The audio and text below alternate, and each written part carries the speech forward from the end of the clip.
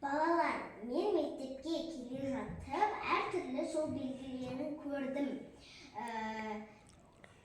Олар нені білдіреді? Маған көмектесіңдерші?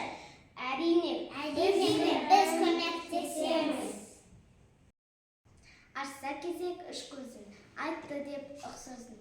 Тоқта, сақтан, жол ашық, кезме жолға даласып. Қызыл көзін ашқанда, сынық сүйен баспа алға, сары көзін ашқанда, қарап қалмаспанға, жасыл көзін ашқанда, өте берсін жазғанба, көзін ашып жұмады, баға сілтеп тұрады.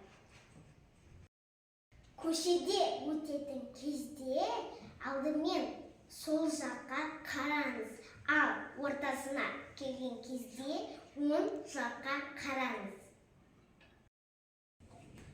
Жол үсті немесе жол үсті жаяу жүргіншілер өткелі болмаса, кесіп өтуге болмайды.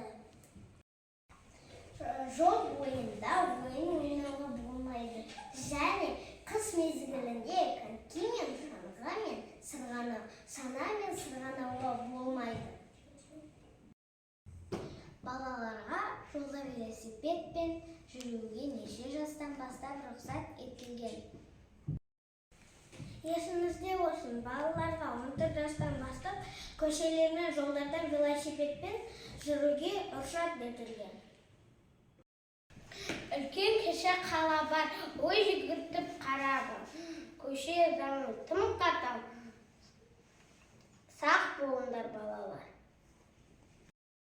Достар, маған жақсы көмектестіңдер.